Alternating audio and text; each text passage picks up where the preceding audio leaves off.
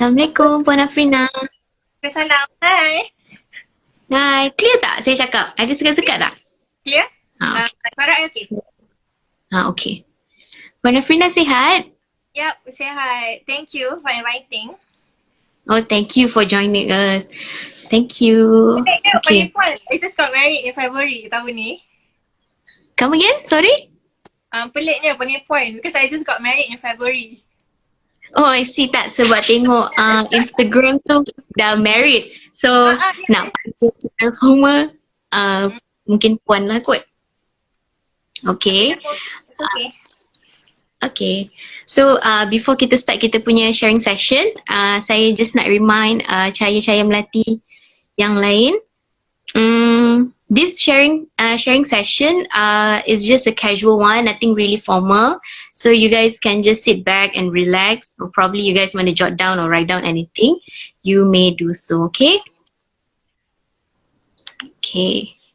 So tujuan kita mengadakan sharing session ni adalah untuk mendapatkan input dan mendapatkan inspirasi daripada seseorang yang berjaya seperti Puan Afrina, insyaAllah. Okay, so Puan Afrina, nama saya Nur Afika binti Abdul Latif, boleh panggil saya Afika, dan saya ialah pelajar Kolej Melati. Okay, dan saya adalah moderator pada malam ini. So Puan Afrina, can you introduce yourself? Dan boleh tak cerita sedikit latar belakang tentang Puan Afrina? Alright, okay. So I just go by Afrina. I'm 25 years old, and as you mentioned, I'm a UiTM alumni. Jadi dulu foundation, I did my foundation in TESOL, teaching English as a second language dekat UiTM Lindu, or known as UiTM Alumni for 1 year. And then I did EPC in UiTM Shah, English for Professional Communication, minoring in Business Studies. That one is bachelor lah. Yes, that was my bachelor, jadi dekat APB lah, kat bangunan Korea tu kan. Yeah. And then after I finished my degree, I pursued my masters dekat Manchester, University of Manchester in International Relations for only a year. And then I balik sekarang kerja lah. I'm currently working now while doing my PhD. So I'm in the midst of sending up my proposal. Wow. Yeah, so I orang Penang, so I can campur cakap Utara and also English lah. So, okay, the floor is yours, can ask me anything. Okay, so Puan Afrina sekarang dekat Penang lah? Oh tak, sekarang dekat KL because I work dekat kumpulan wang besaraan is in KL. Oh, okay. So as we all know, Puan Afrina memegang sarjana muda dalam English for Professional Communication. Dan master in international relation, am I right? Yep, correct. Okay, so the thing is, cahaya-cahaya Melati semua pun tahu yang Puan Afrina was awarded with anugerah Seri Paduka Baginda Tuanku Chancellor. Okay, bukan biasa-biasa tu. Semua orang nak dapatkan anugerah tu. Okay, before we come to that, saya nak tanya Puan Afrina. Boleh ke Puan Afrina cerita macam mana your past experience during your study time, you know, you punya pengalaman, anything that you can recall. Okay, are you talking about my degree or like studying abroad ke all together? All together. Kalau nak daripada primary, secondary pun boleh. Lama sangat tu. Alright. So to those who like follow me on Instagram, on Twitter, I think some of them know my education journey. But for those who don't know, I studied in Penang, primary, secondary. I was actually a straight A student from UPSR, PMR. But SPM was something totally different. To be honest, my SPM was only 5 A's, 3 B's, and I even had C's. And I'm not ashamed. It's okay. It's really good. 5 A's is considered good as me. Sebab that was the turning point of my life, you know. That at that time I asked myself, what was I good at? What am I passionate about? So I was passionate about English, about communication. So I pilih jalan tu. And because of that also, you know, a lot of people tend to look down, and that it has always been like a struggle, tapi I've always used it as a motivation to fuel me further rather than it being a setback. Jadi bila I masuk foundation, I really tried my best. Masa tu trying to find my step, cara study, cara apa, and I went into degree, and then degree was like full blast mode, and then I obtained my scholarship, GPA, PIDN. So it was a scholarship from GPA waktu degree, which was a stepping stone for a scholarship in masters dekat overseas lah. And I come from a humble background. I know that if it's not on my own means, I couldn't even dream of staying overseas. My parents are retired. My mom is a retired teacher. My dad dulu kerja dekat company. So if it was such a motivation for me, because if I didn't study hard, if I didn't get a scholarship, I wouldn't dream of being in Manchester. So that was quite an experience. Although it was just 1 year, but trust me, the experience, it's very hard to explain, and it's just something that someone should experience themselves. Okay, so what you took during your degree, memang during your foundation, master, it was really your passion lah and interest, because some of us kan memang some of us were forced to do this, to do that by our parents. Yeah. So actually, my passion was mainly in communication. I was more inclined to English sebab my family members are like English teachers and all that, so I inclined masuk TESL. Tapi bila masuk TESL tu, I got to know that it's not all just about teaching, it's about the language. Sebab tu I ambil EPC, and EPC dekat akademik pengajian bahasa, you have 3 electives. You can choose business if you want to go to the corporate world. Education kalau you nak jadi cikgu, and you can also go to tourism. So I chose communication plus business. So a lot of my subjects were business lah. Ada management, marketing and all that. I see. So Puan Afrina, macam mana Puan Afrina, okay lah, since you were awarded with anugerah tu, okay, macam mana Puan Afrina actually, how did you study and how you manage your time? Macam mana you bahagikan masa with your life, with your studies, or probably you have a specific timetable? Okay. Macam mana Puan Afrina? Alright. So basically, one important thing to note is that not all learning styles work for everyone. Like you and me, we have different learning styles. We have different in terms of memory retention. Cara kita study might be different. Kadang-kadang we see a student who is a high achiever, cara dia study, we try to emulate that person kan. Try to adopt their good qualities and their practices. Tapi sometimes it's not applicable to you. So as a learner, you cannot understand what works best for you. Okay, like we have different learning styles, right? We have like visual, some people who, from seeing like notes and color and all that. We have auditory, when we talk and we listen. And some are kinesthetic ni hands-on, but of course to like certain subjects lah. Like for me, waktu foundation, I study a lot. Like, every few days, study buku teks ni semua. Tapi bila jawab exam, kenapa tak ingat? I can spend 5 hours reading.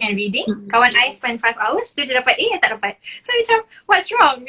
It's not that I don't put enough effort. It's just that it does not work best for me. So I started changing. So waktu foundation tu, it was like my trial and error lah. And what I did was, I read the textbook like 2-3 kali until I understand, and converted into notes. And notes tu very colourful. Tak adalah cantik sangat, but it works best for me. Apa yang ingat, dengan awan, dengan highlighter, whatever. And also, I akan memorize by saying it out loud. So that proved to work best for me. Jadi macam waktu exam, macam bila soalan tu, I can remember macam page mana, ada kat mana, lepas tu macam sama boleh suara I. So macam, you have to ask yourself what works best for you. Kalau you jenis yang memang kena consistent, everyday, study, apa-apa semua, then you do that. Kalau you jenis yang visual, you kena buat notes apa semua sebab you senang ingat. Sebab you macam boleh visualize benda tu waktu exam. Kalau auditory, sebab tu setengah orang record lectures, waktu dalam kelas betul-betul fokus kan, dengar cikgu kata apa and all that, and that works best for them. So So basically, you kena tahu lah what works best for you. And macam kalau I, it's a combination. So that's what I did. And untuk I tak boleh ingat benda tu lama-lama. Kata macam study hari ni, bulan depan, mungkin dah tak ingat. So I plan very properly in terms macam assignment. Kata I put a few days or a few weeks untuk focus on that assignment. Sebab kita kan carry marks banyak. And our carry marks is like 60-70% of our grade. Daripada situ kita dah boleh agak dah what grade are we getting kan. So do not compromise quality by compromising time kat assignment tu. So your assignments are really important. And of course sometimes kita busy and all that when we have a lot and we are forced to have very little time to focus on our assignments. It's just we have to make sure that we put a lot of effort. At least try your best, you know, for quality work. And then kalau untuk test ke apa, for example, test tu next week, like 7 days and 14 chapters. So I'll spread it like 1 day, 2 chapters, 3 chapters. So I'll properly plan it throughout. I'm not someone who studies every day. I'm not that type of student. Tapi I would... But you study early? Yeah. So for example kan kita exam jarak-jarak pula. Especially final exam kan. Kadang-kadang minggu ni, minggu depan. And then so I would calculate the number of days. Kalau subject business tu 16 chapter, okay, I might need 5 days. So 3 chapters a day. So that's what I do. I don't stress myself by studying every single day. Tapi sebab I style macam tu. Kalau semua orang tu start kena study every day, then you kena consistent lah all the way throughout. So that's some of the tips. You kena plan well. Apa Afrina buat style macam ni sampai ke master lah. Sampai ke master. Yeah. Up until now because you waktu foundation tu macam trial and error. Mula-mula study just like by reading the textbook and it didn't work. And then after that I started doing my notes and all that and it was really effective.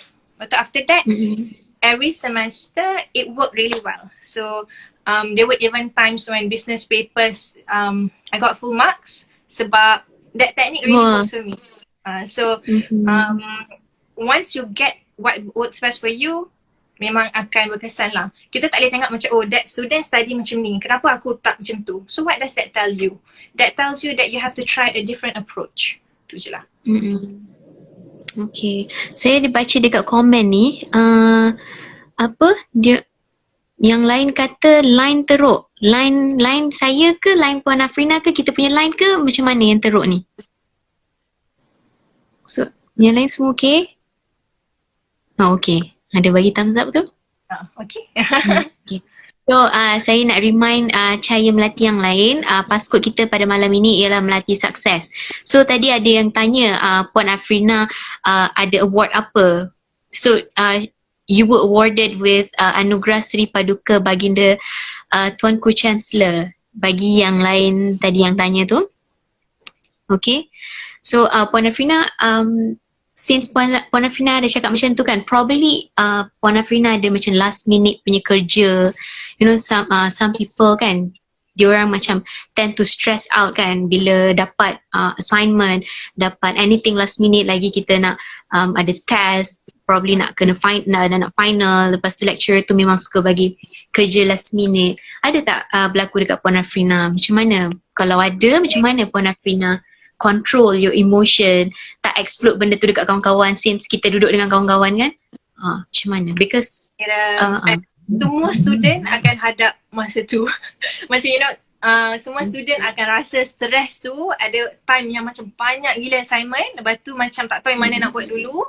Macam waktu I ada designing lagi, we had to create our own website, our own game. Waktu tu memang tak tidur and all that. But at the end of the day, memang kena, you know, when you are stressed, dia lagi, it doesn't help. So what do you do? So macam you fikir macam how many days you have, how many hours you have. So you allocate that time. Okay, berapa jam ni aku nak buat yang ni, this one is for that, this one is for that. So you have to, you know, like calm down, lepas tu allocate time for each. Lepas and then just try your best and berdoa that you know it's good work, it's quality work, because it's normal, you know, as a student it's part of parcel of, you know, getting a degree or of studying. Itu memang termaktub lah, and you just have to calm yourself and schedule your work properly. So kita tahu sebenarnya dalam study life ni ada 3 perkara yang saya dan kawan-kawan yang selalu remind each other that we need to berusaha, berdoa dan bertawakal. Okay, kalau kita pun master something in something, we need to share that knowledge because power is gained by sharing, not by hoarding it. So kita itulah, kita kena saling tolong menolong dengan kawan-kawan kita yang lain. I know memang study life ni, especially kita women, kita tend to get so emotional sometimes with our studies, and sometimes kita tak boleh nak cope with kita punya surrounding. It's okay, you just lift up your friends and then it should be okay. Yeah, okay? And one thing is macam whatever we do in life, macam kita study ke apa, ilmu tu milik everyone. So you know, help those who need help, and sometimes you need help also. So your friends will help you, especially kita duduk dengan housemate, dengan roommates and all that. You know, help one another, because through teaching others, you also learn and you reinforce of the knowledge that you already have as well. So yang tu something that I never forget, and I always preach to other people. Ilmu tak boleh kedekut, ilmu kena sentiasa share, and yeah. So insyaAllah benda tu akan berkat, so it'll help you also. Okay, mungkin Puan Afrina ada tips macam study masa duration masa not study time duration, I mean like study masa week 1 until week 14 lain cara dia, bila dah nak final lain cara dia. So macam mana Puan Afrina study masa nak final tu? Waktu nak final, okay, jadi kita kan macam we have different stages kan. Macam satu subjek tu kita ada test 1, test 2, ada quiz, lepas tu kita ada final. So macam like test 1 kadang-kadang it focuses on like the first 4 chapters, and then the second one like 8 chapters, lepas tu the last one is everything together kan. Tapi because of like me preparing notes and all that, bila I study for the first test, I dah cover dah 4 chapters tu, and then the second test with 8 chapters. So bila yang hujung tu, I just recap whatever I've learned, and I just add on the chapters. So that's how I study. So I plan lah the number of days. So macam bila test 1, I can allocate maybe like 4 days. Tapi bila final exam tu, I might need so many more days. Jadi I schedule in such a way. So my notes tu akan macam lunyai lah. And my notes tak adalah cantik macam mana pun. It's just that Do you keep your notes up until now? Sorry? Do you keep your notes up until now? Sekarang tak simpan lah, dah lunyai. By the time final exam tu, dah memang so sometimes I sleep on it kerana tertumpah air lah, whatever. But that's what I do. So once you dah buat notes awal-awal, macam you dah buat sikit-sikit, lepas tu you tambah je. So it's not as stressful, right? As long macam people final exam nak buat 16 chapter notes. That's why people get stressed. Lepas tu orang baca textbook je. So you know, you really have to plan it well from the beginning. Doesn't mean that you have to like do it every day. It's just that you have to have very proper planning. Do you think like being passionate about our studies is important? Okay. Do you think so? Of course it's important, because when you are passionate about it, you put more energy and even more time toward it. Tapi we have to also remember that sometimes kita buat ni, not everyone ambil course yang they are passionate about. Tapi we remind ourselves, we should try our best, because we don't want any regrets, right? Tak naklah tengok balik macam, I should have done better, I should have done more. So apa-apa pun, of course passion is important and it drives you. But if you do something that perhaps your parents suruh, ataupun you are inclined and that's the only course you dapat ke apa, you have to put enough effort and all that. And you always have to remember that you have to try your best. And you have so many other people riding on you. You know, you have your parents, your family. Passion is important, but at the end of the day, if it's not there, you have to see it from a different angle. What is your passion? What do you want to do? Do you want to help your family? Do you want to be someone who tries their best and all that? So you really have to do that, okay? So passion is good. It drives you, but even without it, it doesn't mean that you shouldn't try your best, right? Yeah, true.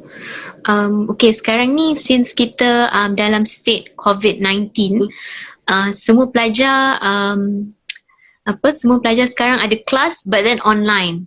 Probably Puan Afrina macam boleh, sebab tadi saya baca komen macam mana nak study online because even me myself, saya macam rasa it's not good, but then we still cannot I mean like we cannot keep that in mind. Okay, this is not good, this is not good. It's not good actually. So kita kena tukar benda tu kepada something yang positive. Like it's good, kita kena look at the bright side. So macam mana kita nak practice mungkin belajar secara online ke, mungkin Puan Afrina ada pengalaman tu ke, and then mungkin some of us memang suka procrastinate in doing something. Probably you have comment on that, or you would like to share something?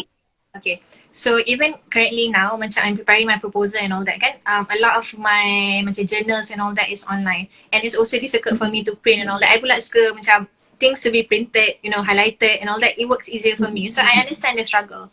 But at the end of the day, from online tu, if we macam as I said before, if we are visual learners, then we should do notes apa-apa semua beforehand. And then, you know, the online classes will reinforce what we've read so far. If it's difficult for you, then you have to take the extra initiative before ataupun after untuk baca balik, untuk understand balik. You cannot rely just from you know, the online class itself. Sebab kadang-kadang we don't remember and all that. And it's also a good thing that you record, right? A lot of online classes you can rewatch and rewatch.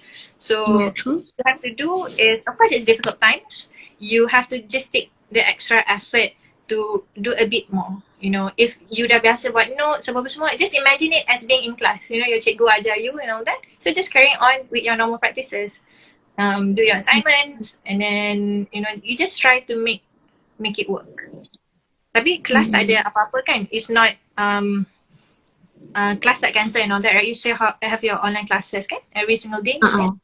Masih ada, tapi kalau macam saya daripada fakulti kejuruteraan mechanical, cara lecturer saya mengendalikan kelas online tu, mereka record, diorang mengajar sambil refer to notes, and then kita akan refer balik lah. I mean kalau tengok on the bright side, actually it's good because benda tu kita akan ada specific time untuk kita buat kelas, kita akan buat online. Within 1 hour kita akan discuss dengan lecturer anything yang kita tak faham. Tapi on the bright side, it's good because kita sambil baring pun kita boleh tengok nota, kita boleh dengar balik. Tak boleh faham sebab dalam kelas kita macam dengar sekali je, okay sekali. Dia lagi nanti lupa. Lepas tu nanti bila tanya kawan, benda yang lain yang dia sampaikan mungkin yang tak sama lah. So kalau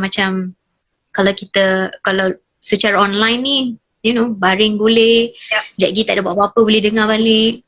I rasa everything it has its pros and cons lah. You know, learning online, learning that we have to adapt and we have to carry on with our own practices. You know, not gonna last for long. You know, your online learning and all that, it will just be during this time. Lepas ni you'll be going back to classes and all that kan. You just have to make. Saya ada baca. Okay, sambung Puan Afrina tadi nak cakap apa? You just have to, you know, make the best of your situation. I hope not for long. Amin. Okay, saya ada baca dekat komen ni, how do you deal with overworking? Tak cukup tidur, makan and etc. How do you keep our study practices healthy? Okay. At the end of the day, it goes back to your planning. It goes back to your scheduling. Kalau you dah macam allocate enough time, especially the earlier of the semesters and all that, you have quite some time. So you plan macam, okay, hari apa nak start buat assignment ni, how many days, how many hours you're going to allocate. And all the other times, you know, you can have, you know, your college life is the time that you actually enjoy your time with friends and all that. So you have to have a balance with that. You know, I used to go out with my friends a lot, tengok movie, you know, I live a normal life.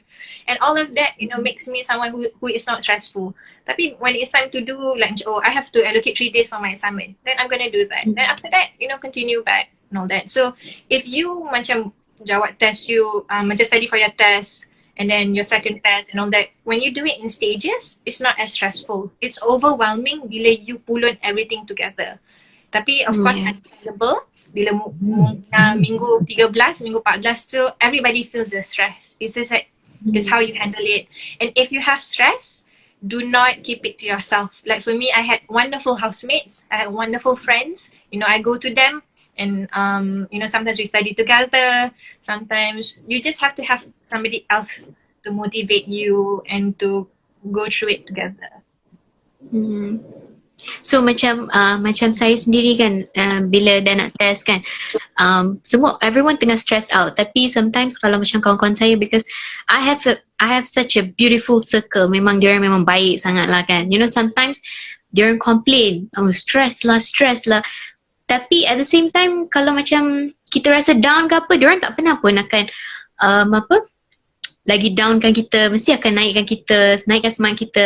So it's important actually to find friends kan. Lepas tu tadi macam Puan Afrina kata, kita kena do.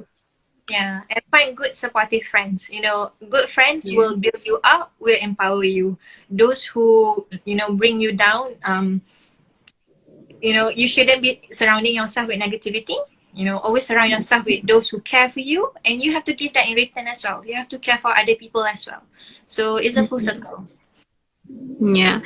So tadi macam Puan Afrina kata, we need to do in stages. So kita tak boleh buat anything last minute. Probably it might be useful during your secondary time, mungkin during your primary, anything you do last minute, but it doesn't work during untuk saya lah, bagi pendapat saya, during masa time degree ni, it doesn't work, especially last minute punya study, unless you are gifted ke apa, you know, it's fine. Okay. So Puan Afrina, since you were awarded with this anugerah, were you even aware yang you akan get the award? So honestly, you know, totally honest, I macam anugerah Seri Paduka Baginda, macam what is it? What is it all about? What to masuk degree? I didn't even know the existence of it. What I knew was, if you get Dean's List every semester, you get anugerah Knight Chancellor, right? And selempang ping tu. So I worked hard. So every semester I got Dean's List and I was awarded anugerah Knight Chancellor. And then after bila Sem 5, Sem 6, you know, the lecturers were talking about this graduan terbaik. Okay, this graduan terbaik ni sebenarnya ada 11 awards. You know, highest being yang the YDP Agong Award or the Anugerah Seri Paduka Baginda Tuanku Chancellor, tu paling atas. Bawah tu ada lagi Pingat Jaya Cemerlang, Anugerah Tun Razak, Anugerah Buku, Anugerah Tokoh Kurikulum, ada 11.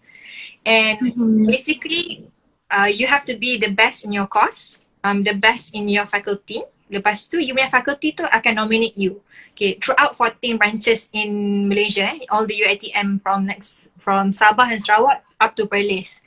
Jadi, kita kan we have 20 plus faculties. Kita ada engineering, bahasa, medicine and all that. So each faculty ni akan nominate one individual.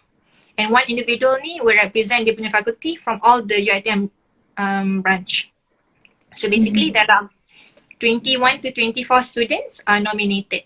So once they are nominated, then we will compete to obtain these 11 awards. Semua tu ada tier-tier dia. And basically what we had to do was we have to go for a writing test, English writing test. And then you are interviewed in groups of 4. So it's a group interview. So it's a challenge within itself. Siapa nak jawab dulu, you know, siapa nak bagi first, nak bagi second. At that time, I was doing my master's dekat Manchester. So mine was online. So it was a video interview. So macam tu lah. So from the 21 candidates, they will select about 11. And the 11 will be given the award. And selalunya Agong sendiri akan present the award. So you will get a certificate, you'll get a pingat and a sum of money. So it depends on which award you dapat lah. Tapi during my convocation, sadly, the Agong was not there. But of course, nevertheless, it was such an honor to get the award. I actually received the award from our Menteri Pendidikan, Dr. Mazli at that time. So it was an honor itself. I know last year punya convocation, my junior got it from Agong himself, so he conferred the award. So if you're lucky, if you're one of them, then you can, you know, be presented an award by the Agong himself. So what an honor, right? Ada ke minimum requirement? I mean, like, what's the requirement to get the award? Mungkin ada yang saya Melati yang lain nak tahu. There isn't like a minimum requirement, tapi you know, you have to be the best in your course, in your faculty. So that already says, you know, it says for itself. So basically, faculty you akan nominate the very best student, usually with the highest GPA, with a balance of curriculum, you have to be able to speak in English and in BM very fluently sebab interview tu both in bahasa and also in English, and you have to be an all-rounder in that sense. So masa Puan Afrina dapat award ni, dia ada pihak UiTM ada tengok ke secara extra, you know, any kind of event, any kind of society club yang Puan Afrina join, ada ke yang Puan Afrina aktif despite you just get you get good result?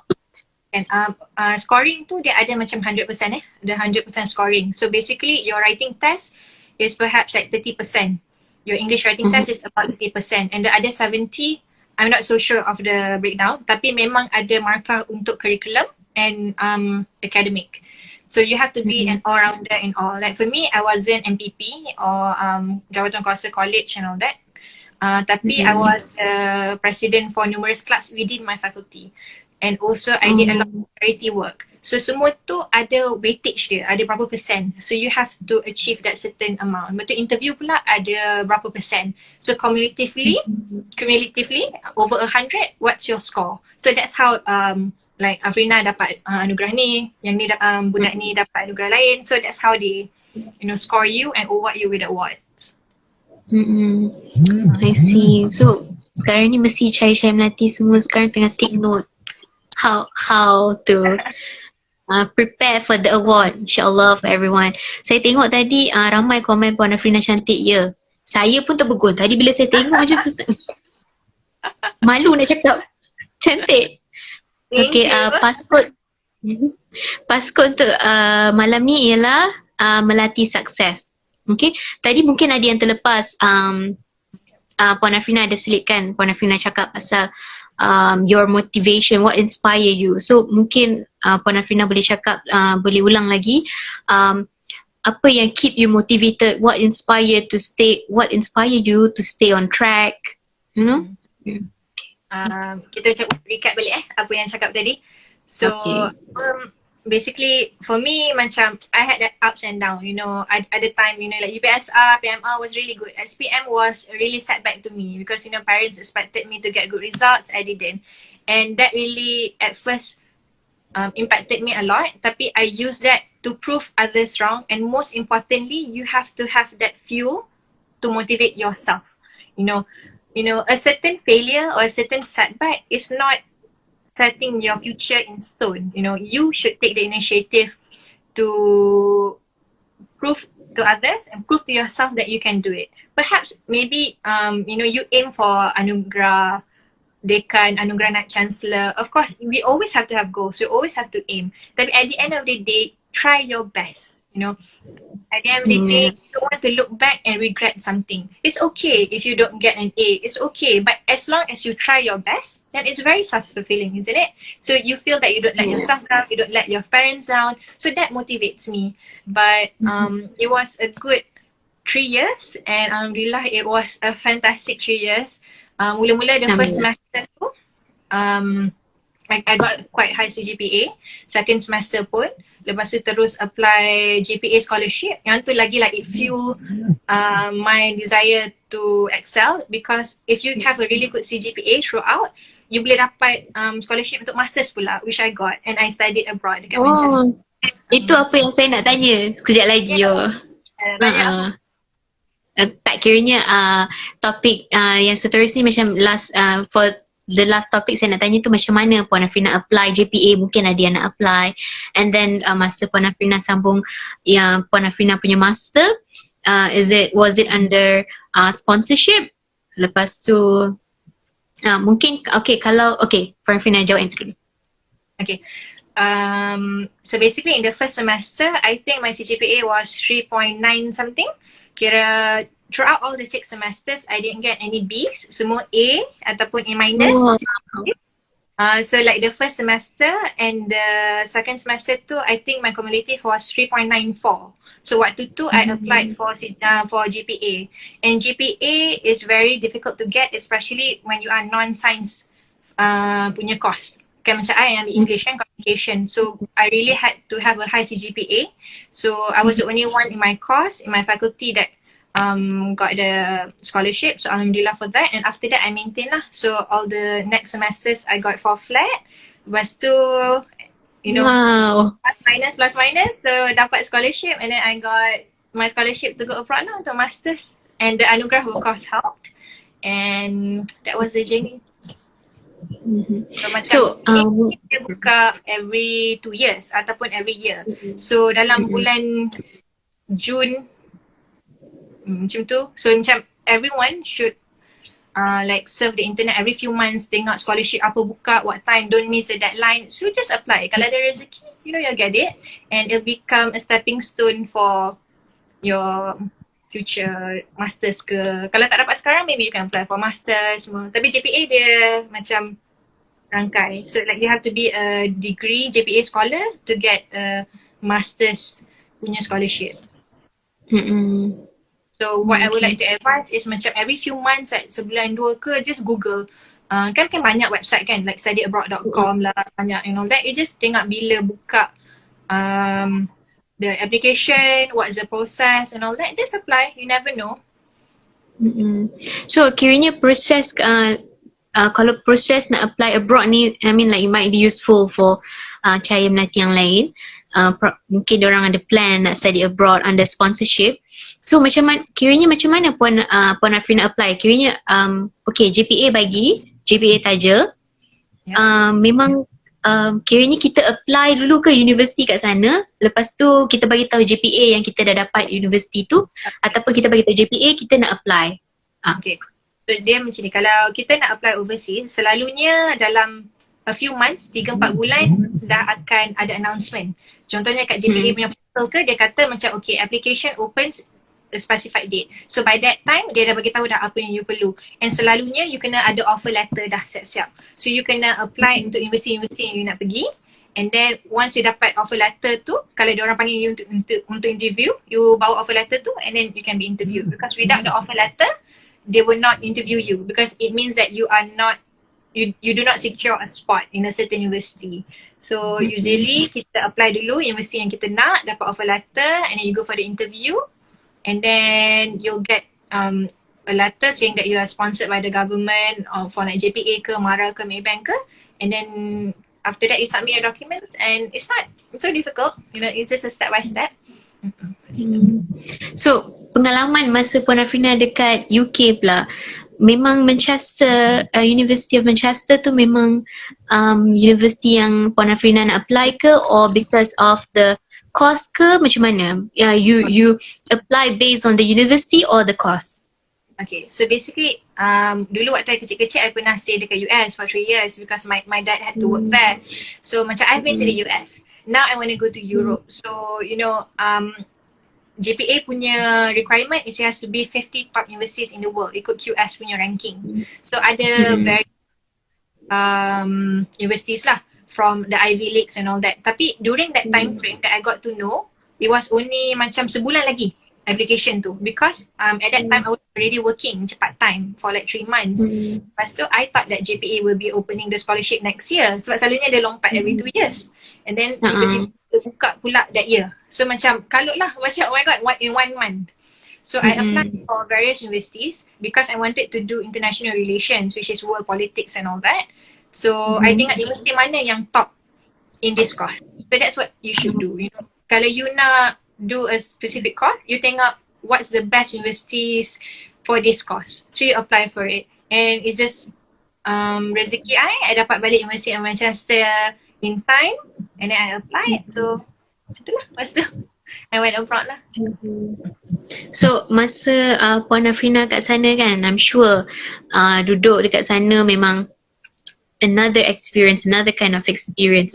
Macam mana Puan Afrina mungkin cope dengan with the lecturers, you know, dengan mungkin diorang punya slang lain ke, lepas tu dengan kawan-kawan kat sana, memang semua kiranya memang semua kat sana Mak Saleh ke, ataupun ada yang campur from different countries, or you know?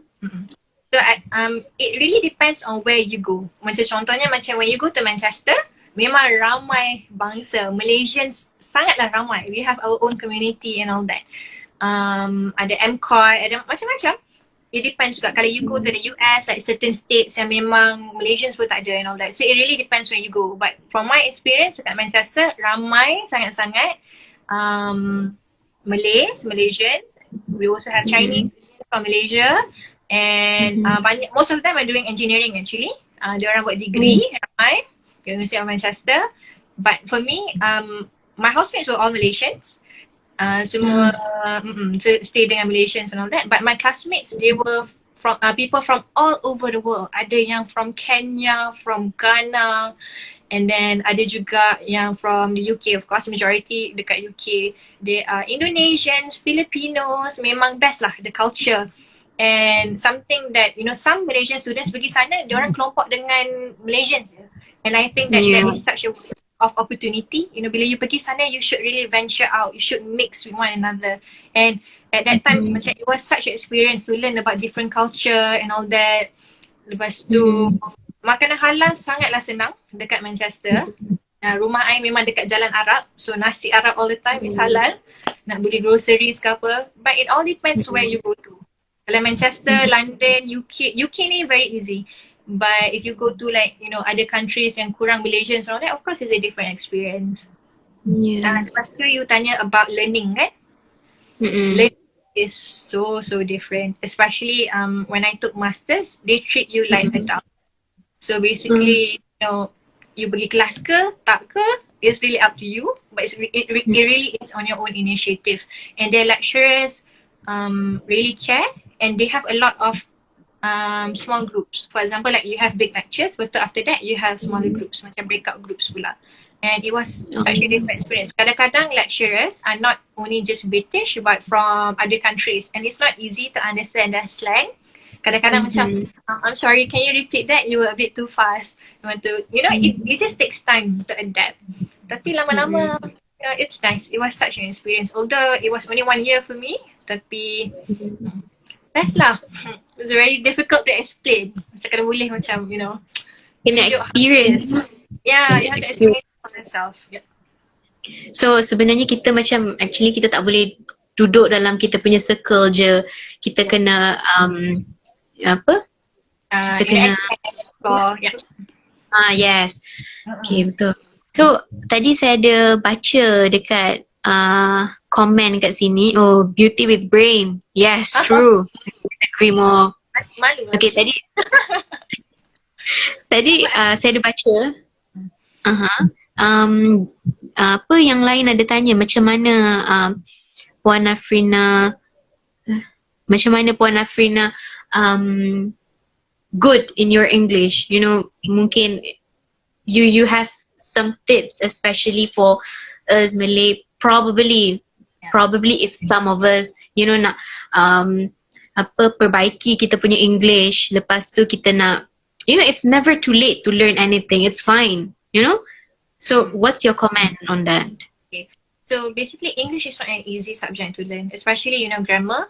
It's very difficult. So like for me, from young, what I did was I like to read a lot of storybooks, you know. Tak kisahlah storybooks about vampires ke apa ke, as long as it's in English, you know, you read about it. You know, what I did was I read a lot, and I also watch cartoons, movies in English without the subtitles. So I forced myself to dengar. So kalau saya tak faham, you know, I nanti Google macam what does this phrase mean?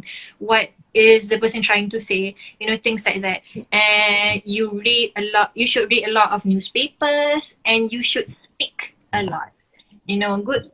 You should have a good grasp of the language. Bila you are confident in speaking with other people. You know, cakaplah dengan kawan-kawan and all that. It's okay if your grammar isn't perfect, especially if you're learning. You know, just try to speak.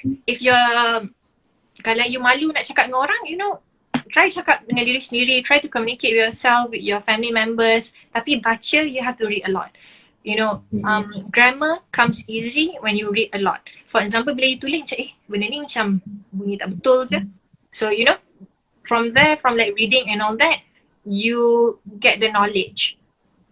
And you get better with the language as well. So macam banyak baca, banyak tengok TV show, movies semua in English without the subtitle.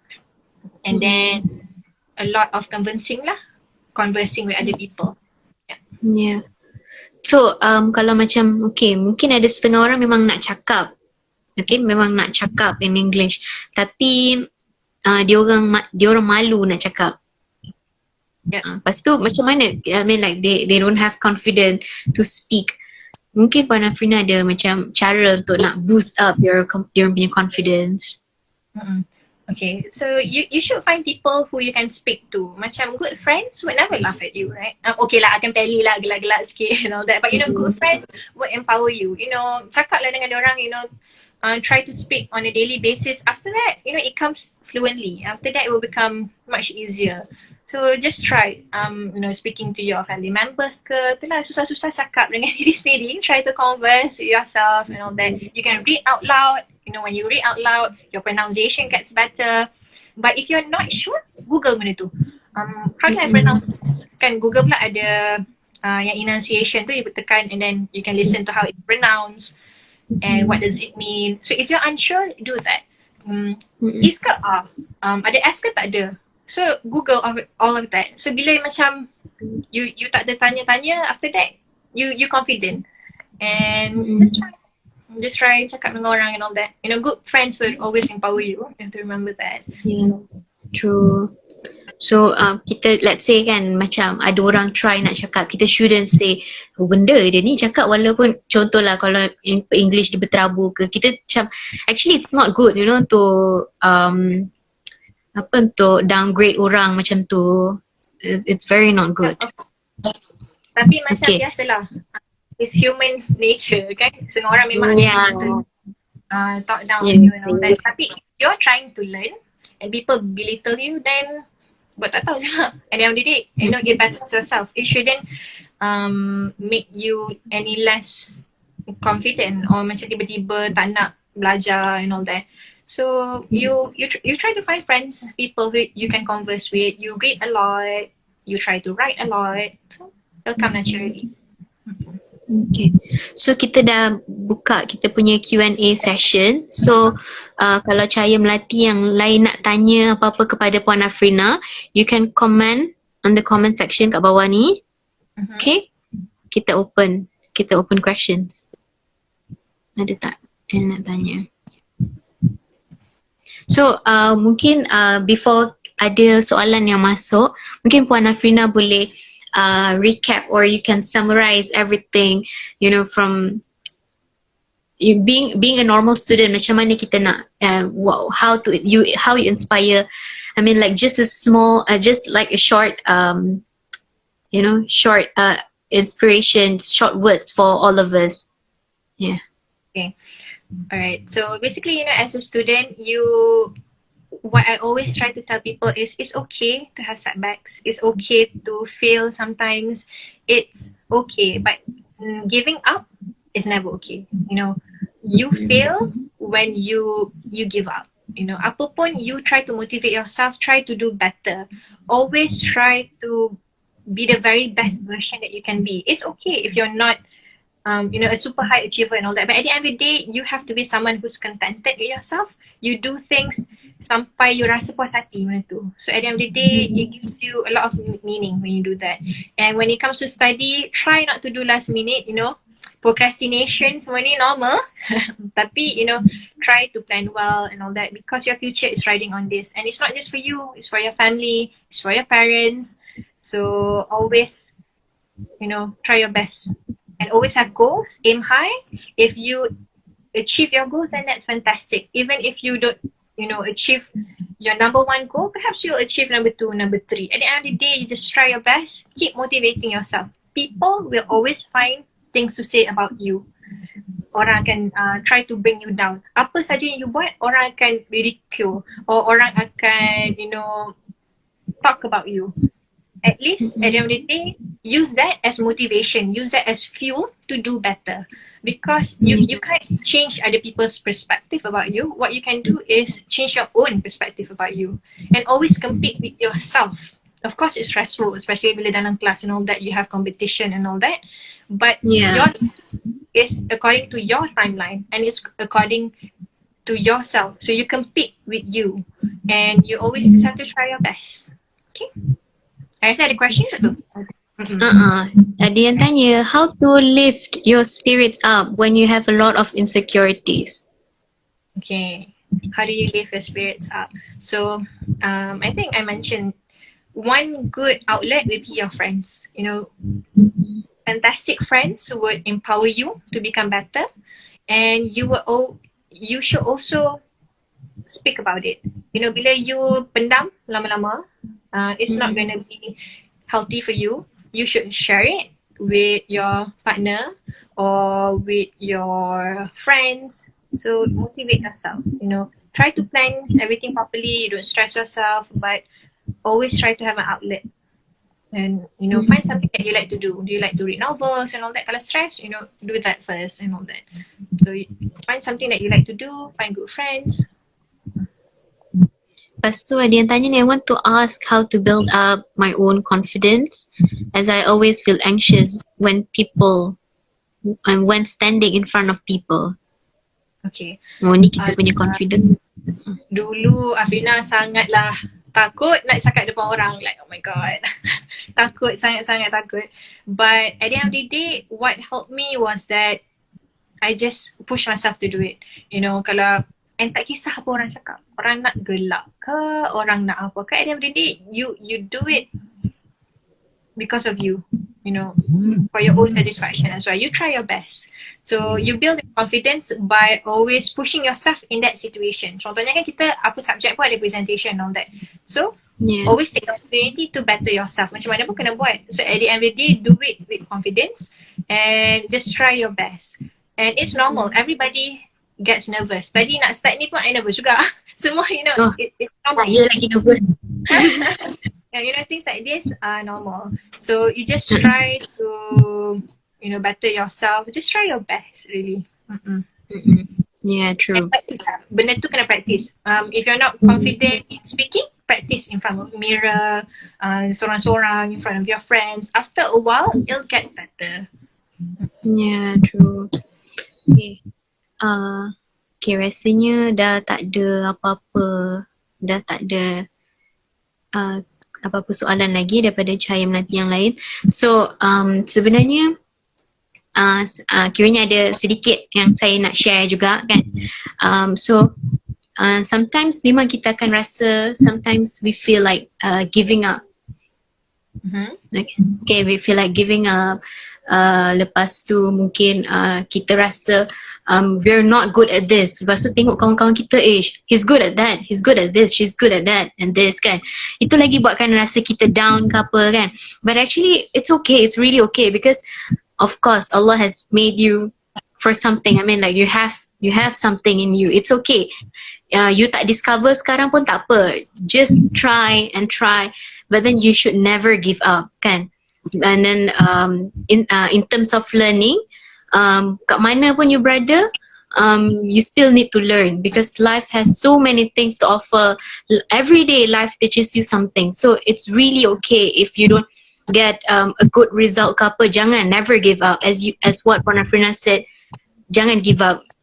Jangan berputus asa. At the end of the day, you know, life is according to your timeline. Tak apa kalau it takes you 3 or 5 or 7 years to go through degree. At least you follow your own timeline. You know, you define your own success, and you are only in competition with yourself. Do not feel inferior with other people because at the end of the day, you know, they might be your classmate, you know, for 3 years and all that. But after that, who's gonna live your life? It's you. Do the things that make you happy. Do everything because of yourself. So disregard lah whatever people will say about you because macam mana pun people will keep on talking. So use that as motivation. Yeah, and try your best. Competition tu, you know, have a competition with yourself. It's healthier than having a competition with anyone. Okay, so masa tak mengizinkan kita ada lagi few seconds remaining. So Puan Afrina, thank you so much. Thanks a lot for your sharing section. Okay, thank you for spending time with us. Thanks a lot. It really means apa untuk kita semua kan, apa yang kita dapat daripada Puan Afrina. Thanks a lot.